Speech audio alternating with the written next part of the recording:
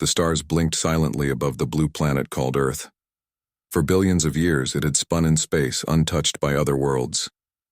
But now, that was about to change.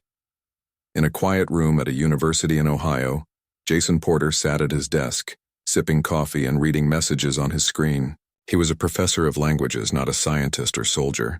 He studied how people spoke, how sounds became words, and how words became meaning. He had no idea that soon, he would be speaking for all of humanity. Outside, the world buzzed with news. Strange lights had been seen in the sky. Huge ships unlike anything made on Earth had appeared near Mars. They didn't attack. They didn't speak. They just waited. Government scrambled. Scientists tried to understand what these visitors wanted. After weeks of silence, a message came through. Peaceful contact was desired. The aliens wished to talk. But there was a problem. None of the world's leaders could understand the alien language, nor could any linguist, codebreaker, or computer program. Then someone remembered Jason Porter. He had once cracked a secret code used by an ancient tribe. He had also helped translate a rare dialect no one else could understand. If anyone could help make sense of the alien speech, it was him. Within days, Jason was on a plane, then a rocket, then standing on a floating station orbiting Mars. Beside him stood Lisa Carter, a biologist from Texas who had been asked to help explain human life. They were not soldiers. They were not politicians. They were not famous. But they were chosen. Before them stood beings unlike anything seen before. Tall, short, slim, round. Some with many eyes, others without any. Their voices came in clicks, hums, and soft tones. Some did not speak at all but moved their limbs in patterns that carried meaning. One of the aliens stepped forward. Its skin shimmered like water. It wore no clothes, only glowing bands around its arms. It raised a hand, and a voice came from a small box attached to its chest. "We greet you, representative of Earth." Jason took a deep breath. "Hello," he said gently. "My name is Jason. I am here to talk." The alien tilted its head. "You are the speaker?" "Yes," he said. "I will try to understand your words." A pause followed. Then another. Alien stepped forward. It looked like a walking insect, tall and thin with 6 limbs and large black eyes. "What is your brood count?" it asked. Jason blinked. "I'm sorry? How many offspring have you produced? How many eggs have hatched? Under your care?" There was a silence. Jason looked at Lisa. She frowned. "We do not lay eggs," Jason said slowly. Some of the aliens stirred. Others whispered among themselves. "That cannot be," said the insect-like being. "All intelligent life comes from eggs." Jason turned to Lisa again. She nodded and stepped forward. "Humans reproduce differently," she said calmly. "Our young grow inside us and are born alive." The room grew still. "You mean," said the shimmering alien, "you carry your young within your body?" Lisa said yes with a nod. "And they are not protected in shells?" "No," she said. "They are protected inside us. We call it pregnancy." Many of the aliens exchanged glances. Some made clicking noises. Others looked confused. This was not what they had expected. For centuries, the Galactic Union had believed humans were primitive, egg-laying creatures. Early scans of human biology had been misread. The movement of a growing baby inside the womb had been mistaken for something else. Now, for the first time, that belief was being questioned. "If this is true," said the insect-like being, "then much of what we know about your kind must be reevaluated." Jason felt a chill go down his spine. This was bigger than he thought.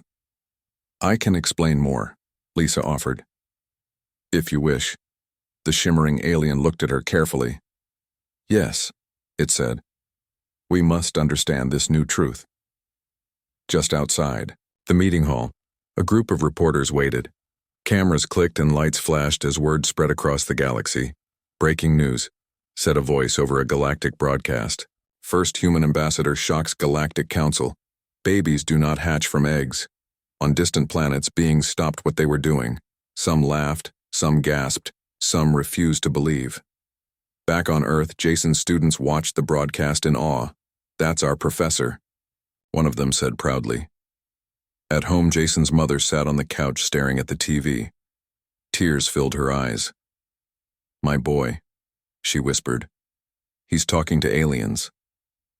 And somewhere far away, aboard a massive alien ship, a young Vakari child listened to the news and asked a question. "If humans don't hatch from eggs," it said, "then where do they come from?"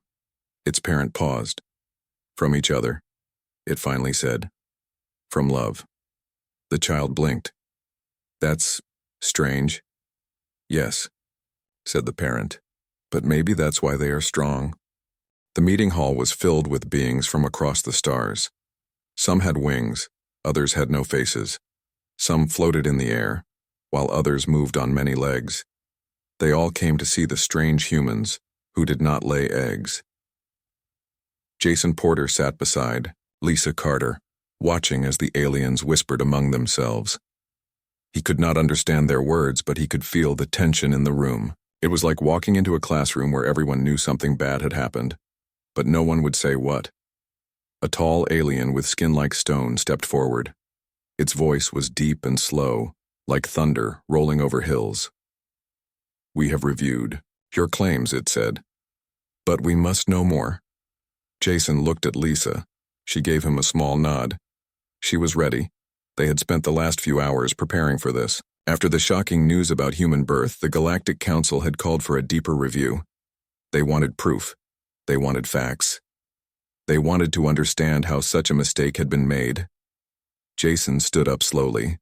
His hands were a little shaky, but he kept his face calm. "Humans do not hatch from eggs," he said clearly. "Our young grow inside our mothers. When they are ready, they are born alive." Many of the aliens stirred. Some made clicking sounds.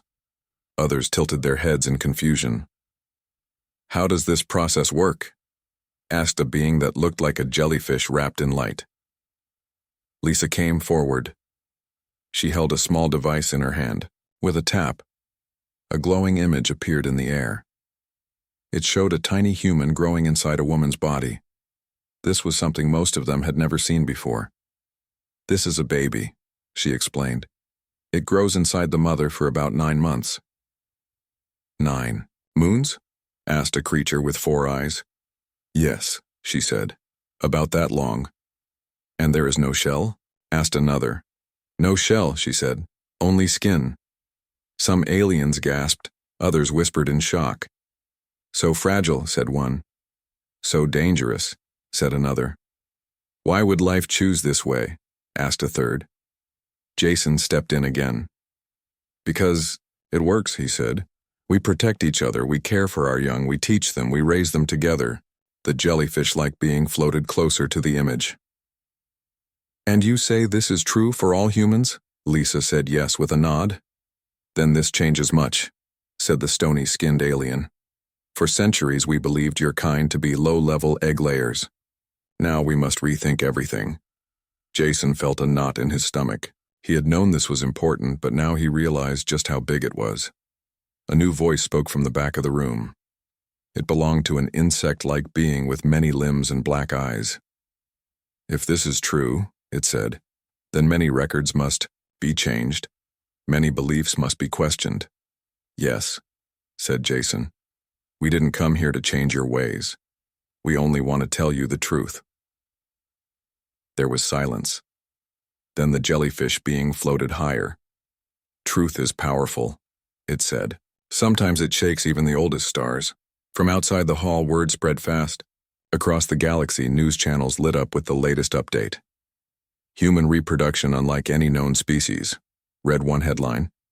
"Babies grow inside mothers," read another. On distant planets, beings stopped what they were doing to talk about what they had heard. In a school on Vakar, a teacher paused mid-lesson. "Children," she said, "today we learn something new. Humans do not hatch from eggs." A student raised a clawed hand. "But how do they come into the world?" "From love," said the teacher, "and from each other." Back on the floating station, Jason and Lisa were taken to a new room. This time, they met with scientists. Doctors, biologists, and thinkers from many worlds. They asked many questions. They scanned images.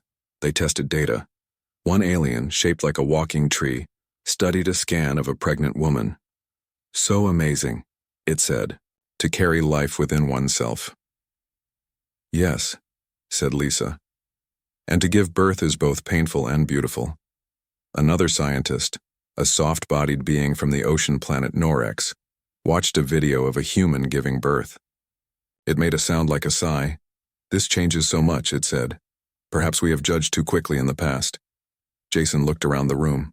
He saw doubt, curiosity, wonder, and fear in the eyes of those who once thought they knew everything. He took a deep breath. Maybe, he said, this is not the end of understanding. Maybe it is just the beginning. Outside, the stars still blinked silently. But somewhere out there, the galaxy had begun to shift. And it all started with one simple truth: babies don't hatch from eggs. After the meeting, the news spread like fire across the stars. The humans did not come from eggs. They were born alive. This truth shook many worlds. On a planet covered in thick forests, the Vakari gathered in their great hive halls. They were tall insect-like beings who believed that all life must begin in an egg. It was a sacred rule. Now that belief was being questioned. This cannot be true, said a leader named Galactic. Eggs are the start of all things. Even thought. Others murmured. Some agreed. Others were not so sure. But what if it is real? Asked a young Vakari. What if we were wrong? Galactic clicked his sharp jaws. Then our history is built on lies. Far away on a water world called Orcs, the ocean dwellers watched the same broadcast. They raised their young together in large pods. They found the idea of live birth strange but beautiful. They grow inside love, said one of them. Not just in shells. Maybe that is why they fight so hard to protect each other, said another. Back on Earth, Jason Porter sat at a small table in a room filled with reporters. He had become famous overnight, not because he wanted to, but because he told the truth. A reporter asked him, "How does it feel to change the galaxy?" He smiled. "I didn't mean to. I only answered a question." Next to him, Lisa Carter looked tired but proud. She had spent hours explaining human biology to alien scientists. Now she tried to answer questions from her own kind. "Do you think this will help us make friends out there?" someone asked. Lisa thought for a moment before answering. "Maybe, or maybe it will make enemies. Change makes people nervous." Meanwhile, in space, the Galactic Union held an emergency meeting. The discovery about human birth was causing problems. Some species were excited, others were angry. "We must act," said a leader from the Cathar, a race of lizard-like beings. "If we do not control this, chaos will follow." "Chaos?" asked another. "Yes," said the Cathar leader. "Some believe this proves humans are not primitive. Others say they should be studied more. And still others fear what else we might have misunderstood." The shimmering alien from Mars spoke next. Its name was Terev. "Perhaps this is not a danger," it said. "Perhaps it is a chance to learn." "Learning can be dangerous," said the Cathar leader. Back on Earth, governments began to worry. They had no way of knowing what the aliens would do next. Some feared invasion, others hoped for trade. Jason and Lisa were called back to the floating station near Mars. The council wanted to talk again.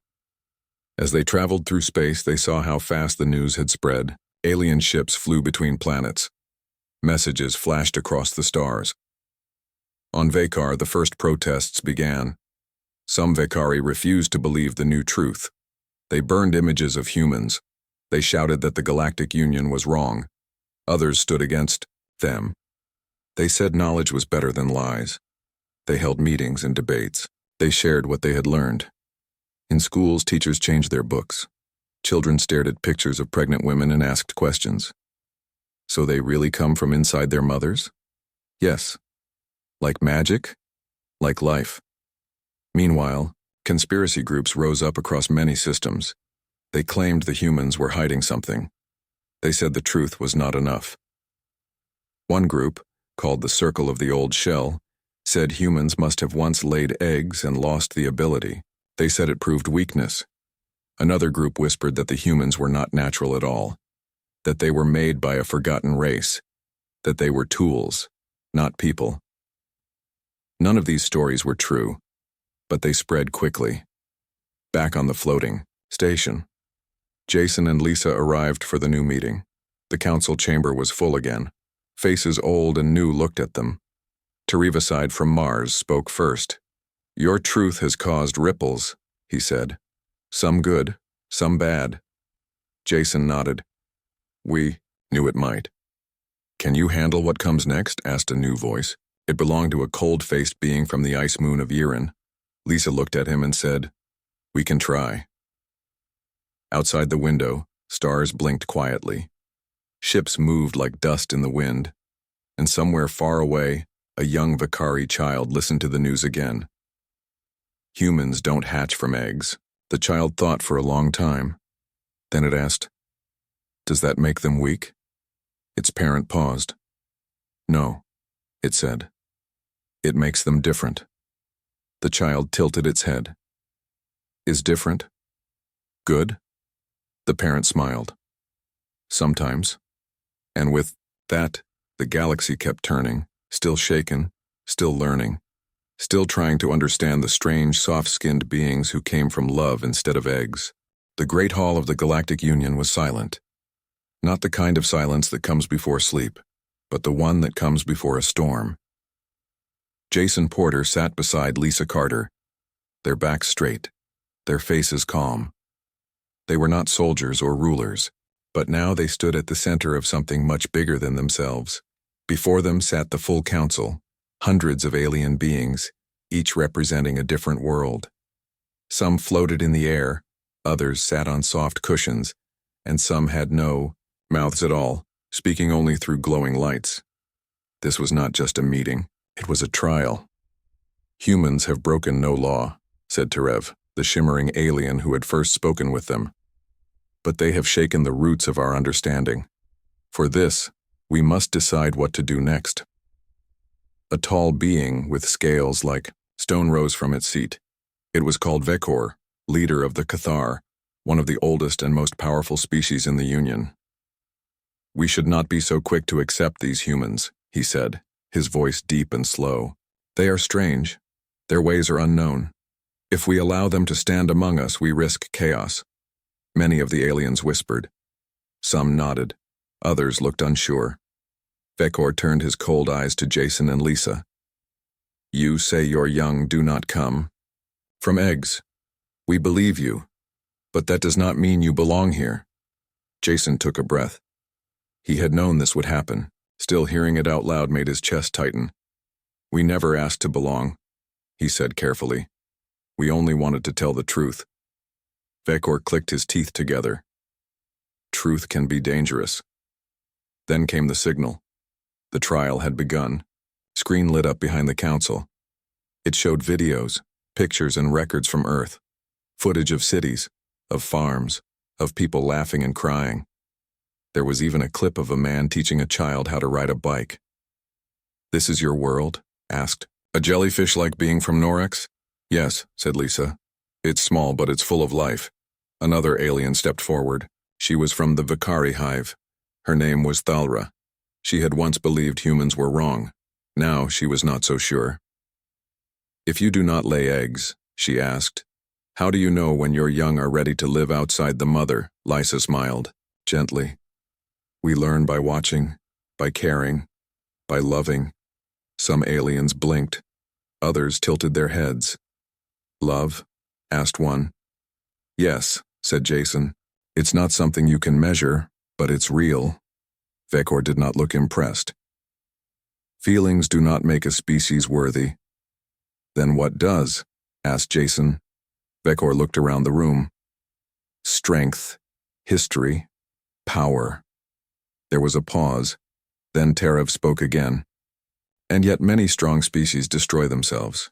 Many old ones forget why they began. And many powerful ones fall because they care for nothing but control." He looked at Jason. "Tell us more about your world." Jason told them about families, about schools, about music and stories and food. He talked about wars too, about mistakes humans had made, about how they kept trying to fix them. You see, he said, we are not perfect, but we try. We grow. We change. For the first time, some of the aliens looked moved. Lisa spoke next. She explained how humans learned from each other, how they shared knowledge, how they raised children not just to survive, but to dream. You fear us because we are different, she said. But maybe that is what makes us valuable. Vekor crossed his arms. You think you are better than us? No, said Lisa. I think we are just new. The room grew quiet again. Then a voice came from the back. It belonged to a soft-bodied being from the ocean planet Orcs. Perhaps this is not a threat, it said. Perhaps it is a gift. Others began to nod. Terev stood up. Enough, he said. We will vote. The council debated for hours.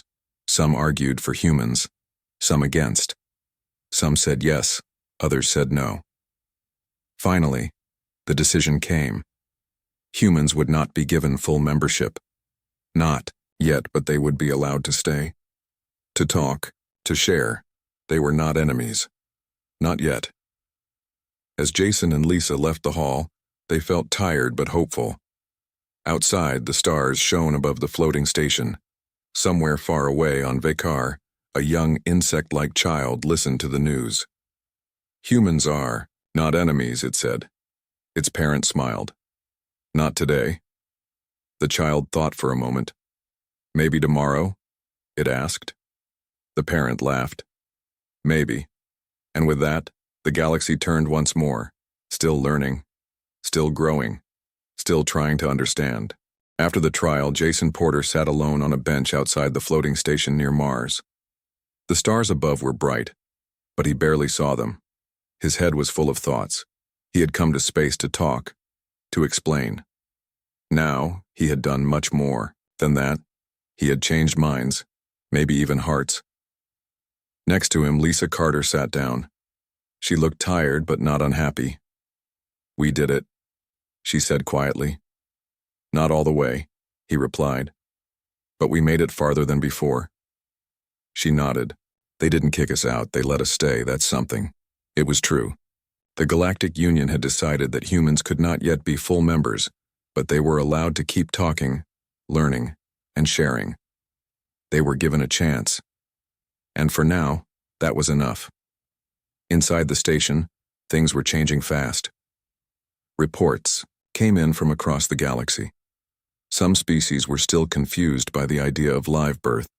Others were curious. A few were even excited. On the water world of Norex, doctors asked to study human biology. They wanted to learn how humans protected their young inside their bodies.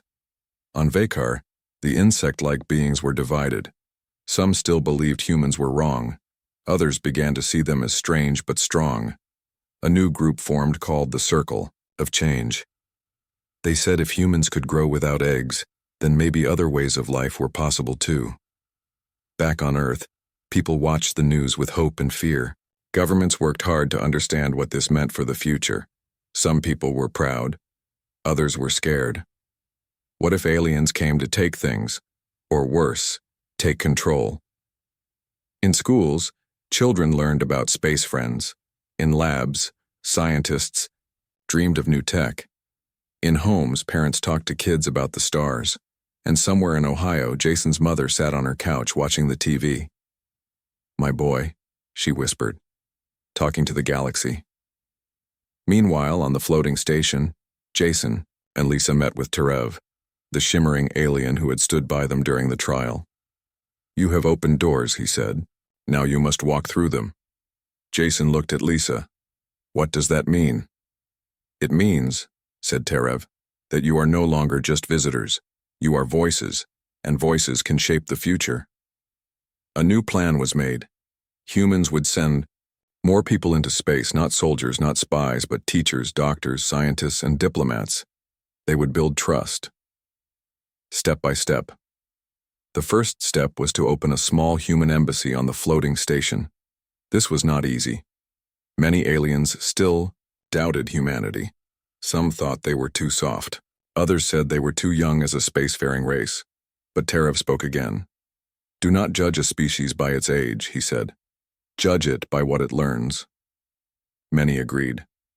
Slowly, the plan took shape. Weeks later, the human embassy opened. It was small, just a few rooms. But it was real. Inside, maps of Earth hung on the walls. Books filled shelves. Pictures showed families, cities, farms, and animals. Aliens came to visit. Some looked around with wonder, others with doubt. A young Norexian child floated through the air and asked, "Do all humans look like you?" Lisa smiled. "No. There are many kinds of humans, different colors, shapes, and sizes." "Like us?" said the child. "Yes," said Jason. "Just like you?" Outside, ships came and went. Trade talks began. Science teams planned trips to Earth. For the first time, humanity was not just being watched. They were being heard, and, in a quiet moment under a sky full of stars, Jason and Lisa sat together. "Do you think we're doing the right thing?" he asked. Lisa thought for a while before answering. "I don't know if it's right, but I know it's needed." He smiled. "Maybe that's good enough." Far away on Vekar, a young insect being watched a video of a human holding a baby. "They really carry them inside," it said. Its parent nodded. "Yes, and they protect them with everything they have." "Why?" asked the child. "Because they love them." The child blinked. "Love is strong?"